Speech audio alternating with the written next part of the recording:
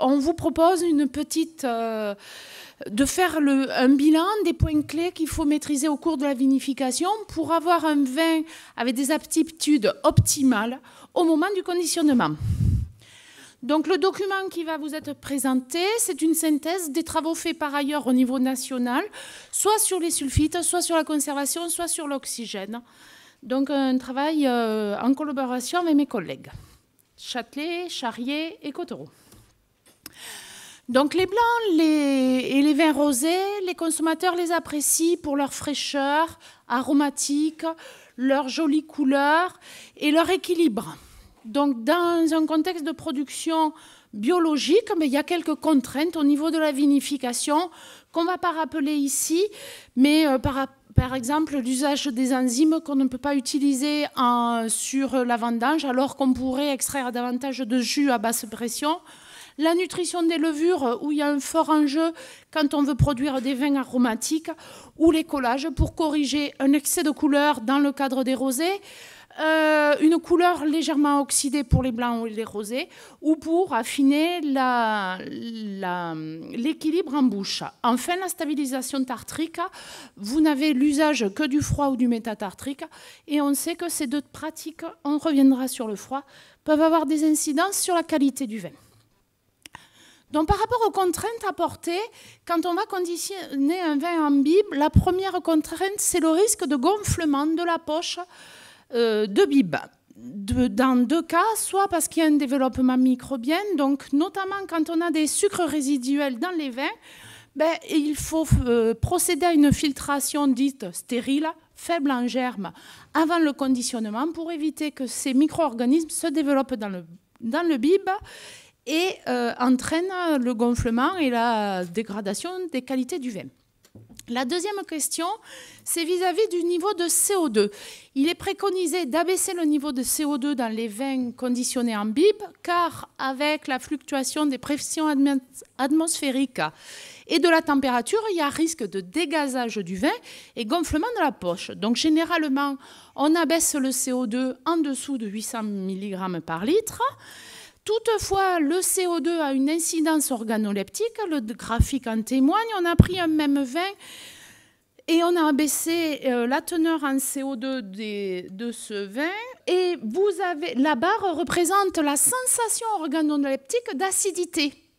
Donc plus il y a de CO2 dans le vin, plus la fraîcheur du vin, l'acidité ressort au niveau organoleptique.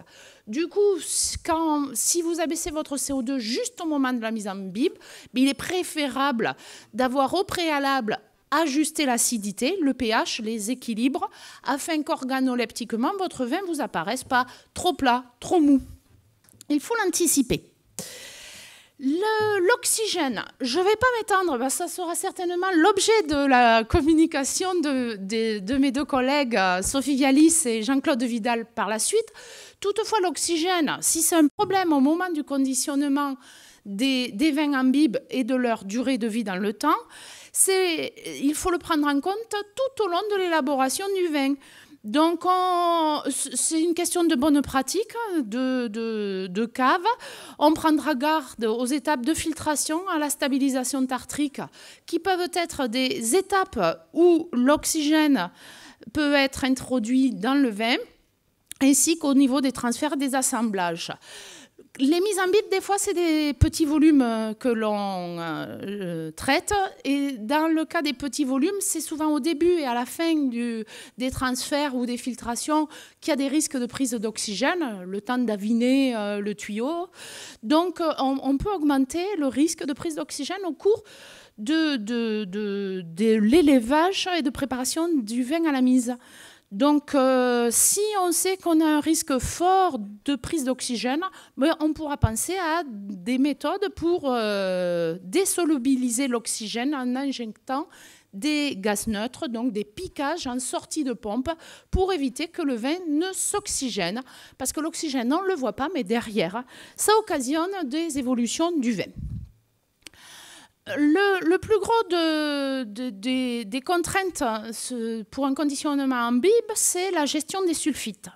Il faut pouvoir, au moment du conditionnement, ajusté à des doses un peu fortes, donc mes collègues y reviendront, en sulfite. Or, en vinification biologique, on est contraint par la réglementation. En blanc et rosé sec, il faut se placer en dessous de 150 mg par litre de SO2 total, un petit plus haut si on est sur des vins sucrés. Donc, l'idéal, c'est d'avoir raisonné les sulfites tout au long de la vinification pour qu'au moment du conditionnement, on ait un peu plus de marge de manœuvre pour réajuster ces doses de SO2. Donc le premier point, quand on veut raisonner ces sulfites, c'est raisonner le SO2 combiné, celui qui ne sert à rien par rapport aux propriétés des sulfites, d'accord, c'est que le SO2 libre qui a un intérêt pour protéger le vin, voire même le SO2 actif, tandis que le SO2 combiné, il n'est pas efficace. Or, ce SO2 combiné, il va varier en fonction de certains critères de vinification. Si vous avez un état sanitaire de la vendange dégradée, vous avez des micro-organismes présents sur les vignes qui vont produire ces molécules qui, plus tard, combineront le SO2. Là, c'est tout ce qu'on vient de voir avec nos collègues Viti. Si possible, il faut arriver avec de la vendange saine au moment des vendanges. Le niveau de clarification des jus va jouer aussi sur ce taux de combinaison du SO2. Là, vous avez un essai sur rosé où on met en vinification des vins avec des niveaux de trouble de plus en plus forts. 500 NTU, c'est qu'on a eu un problème. On a mal clarifié son mou avant de partir en fermentation. Mais on voit qu'on a plus d'un composé qui combine le SO2 et du coup qu'on augmente nettement le taux de combinaison de son SO2. Donc il faudra avoir des taux de SO2 libre totaux bien plus forts pour avoir du libre. De même, la souche de levure. Donc, quand on travaille en levure indigène, on ne la sélectionne pas, mais si on travaille en LSA, il y a des levures qui vont produire un peu plus de SO2, de molécules combinantes que d'autres. Enfin, quand on sulfite en préfermentaire, donc sur la vigne ou sur les jus en sortie de pressoir, il se peut qu'on sulfite de trop par rapport à ses équipements et à son itinéraire et qu'il reste du SO2 dans sa cuve en début de fermentation alcoolique. Dans ce cas-là, la levure, pour se défendre contre ce SO2, produit des molécules combinant le SO2 qui, après, devront être bloquées post-fermentation. Donc, ajuster son SO2 préfermentaire assez pratique pour que, surtout, il n'en reste pas avant fermentation. Très rapidement, je vais revenir sur un essai mené au niveau national sur différentes matières premières. Vous le voyez, 22 essais en 3 campagnes sur des vins blancs, 7 sur des vins rosés, où l'objectif était de réduire les sulfites. Donc, ce qui est important, c'est les 3 premières lignes. On a 3 itinéraires. On compare des itinéraires globaux, un itinéraire classique où déjà les sulfites sont raisonnés, optimisés, mais où on travaille dans un itinéraire qui permet de sécuriser les opérations grâce aux sulfites. Un itinéraire 2 où l'objectif est de diviser au final la teneur en sulfite de 50%. Ça ne veut pas dire qu'on divise par 2 les apports à chaque étape, c'est qu'on raisonne globalement les itinéraires avec un objectif de réduire les sulfites totaux du vin au conditionnement de 50% et un itinéraire 3 où on n'ajoute pas de sulfite. Donc, je vais vous présenter les résultats les plus marquants. On joue, dans le cas des blancs et rosés, pour compenser le fait de réduire ou de ne pas ajouter de sulfite, on joue sur la durée de macération, la durée de contact entre les jus et les peaux pour extraire, en ce qui concerne les rosés, de la couleur, en ce qui concerne des blancs et des rosés, des précurseurs aromatiques par exemple. Donc, quand on sulfite moins, on va devoir augmenter sa durée de macération, sa durée de contact. On va abaisser les températures préfermentaires, d'accord ? Quand on va favoriser les vendanges de nuit ou tôt le matin, ou on va refroidir son jus ou sa vendange à l'entrée à réception à la cave. Là, l'objectif, c'est de limiter les actions des oxydases naturelles sur les raisins. On peut également inerter ces vendanges, ces jus, afin d'éviter les apports d'oxygène. Utiliser d'autres intrants comme l'acide ascorbique à la place du SO2. User des collages pour éliminer les composés oxydés ou avoir l'option de hyperoxygéner les mous pour favoriser ces oxydations et espérer que derrière le vin soit nettoyé. En post-fermentaire, on jouera sur le froid, l'inertage, l'élevage sur lit. Le gros risque, c'est limiter les micro-organismes. Sans sulfite, on devra parfois avoir l'AFML. Donc là, c'est des résultats très synthétiques. Vous voyez les différentes matières premières. Et on voit sur ces graphiques que réduire les doses de SO2 en raisonnant les itinéraires, c'est faisable. Dans tous les cas, le témoin, c'est I1. I2, l'objectif était de réduire de 50%. C'est quelque chose que l'on arrive à mener. Toutefois, quand on réduit les doses de sulfite, c'est souvent au détriment des arômes les plus sensibles que sont les thiols. Donc là, ça fonctionne pareil, les différentes matières premières. Chaque matière première a des niveaux aromatiques différents. Par exemple, sur un Riesling ou le melon ou le cinsault, il y a très peu de composés donc, de type thiol. Donc finalement, le fait de sulfiter ou pas a peu d'incidence sur le profil sensoriel de ce vin. Par contre, au contraire, sur un Sauvignon, un Chardonnay ou un Grenache, qui sont des produits marqués par ce type d'arôme, le fait de réduire les sulfites fait qu'on a moins de ces composés responsables des odeurs, je vous rappelle, de pamplemousse ou de fruits exotiques. Par contre, si on a un vin plutôt porté par les composés fermentaires qui apportent du fruit rouge, des fruits blancs ou des notes florales, mais là, le SO2 a un peu moins d'incidence sur ce type d'arôme. Par contre, la stratégie de sulfitage a systématiquement une incidence sur le profil aromatique du vin. Et là, ce sont des vins qu'on a dégustés au printemps suivant leur élaboration. Donc des vins dégustés plutôt jeunes. On voit que quand on ne sulfite pas du tout la vendange tout au long de l'opération, le vin, donc le diagramme I3, on a des profils sensoriels portés sur les fruits mûrs, les fruits secs, le floral sec, l'oxydation en termes d'évolution. Au contraire, pour un vin sulfité classiquement, on va être plus sur de la réduction.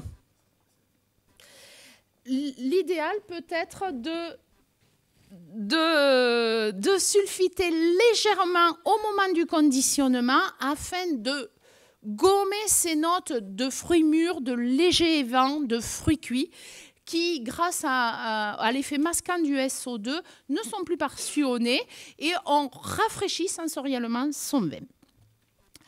Vis-à-vis de la couleur, sur les rosés, il y a de forts enjeux parce que la couleur est souvent ce qui permet d'acheter le vin, une première appréciation. Bon, c'est un peu moins vrai en bib, vu qu'on ne voit pas la couleur du vin quand on l'achète, mais en bouteille, ça peut être un facteur crucial.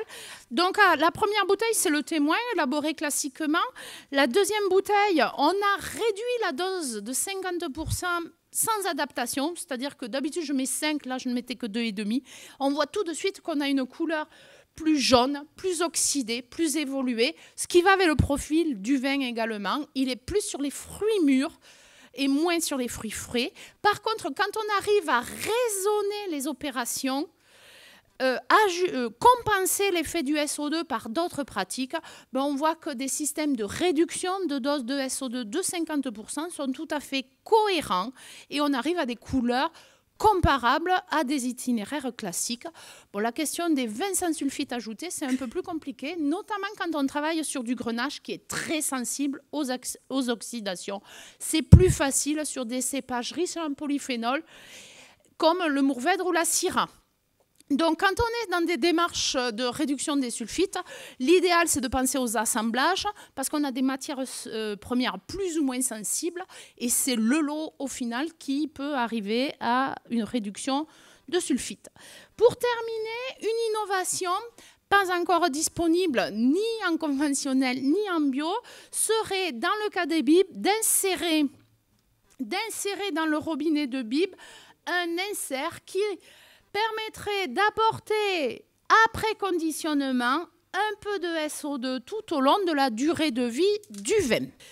On a mené cette étude sur un rosé. Après 4 mois, la couleur des vins donc, contenus dans un bib, 4 mois après, dans lequel il y avait un insert avec du SO2, on voit qu'on a des couleurs qui sont restées plus roses au détriment du témoin.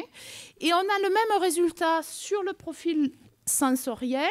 Donc, vous avez le témoin en bleu qui est sur l'évolution, les fruits mûrs, avec des pertes de notes fruitées, amyliques et qualité olfactive. Alors que si on a des bibes dans lesquels sont insérés ces diffuseurs progressifs de SO2, on va rester sur des notes beaucoup plus fraîches et des profils donc globaux plus appréciés par les dégustateurs. Voilà, donc ces emballages actifs ne sont pas pour le moment disponibles. Par contre, ont montré leur intérêt dans le cadre d'un conditionnement en bib pour allonger la durée de vie du produit en apportant régulièrement du SO2 au fil des mois. Ils sont actuellement non autorisés et en cours d'évaluation par les agences réglementaires européennes et françaises. Donc, en conclusion, souvent, il faut raisonner. Le bib, on va le revoir, c'est un conditionnement à risque. Donc, il faut choisir son vin pour ce conditionnement et avoir pris au préalable toutes les précautions pour, au moment du conditionnement, apporter un vin fruité et équilibré. Donc, comme souvent, parfois, le bib est un marché un peu moins valorisé que la bouteille, attention d'équilibrer les enjeux techniques, économiques et de marché sur ce conditionnement.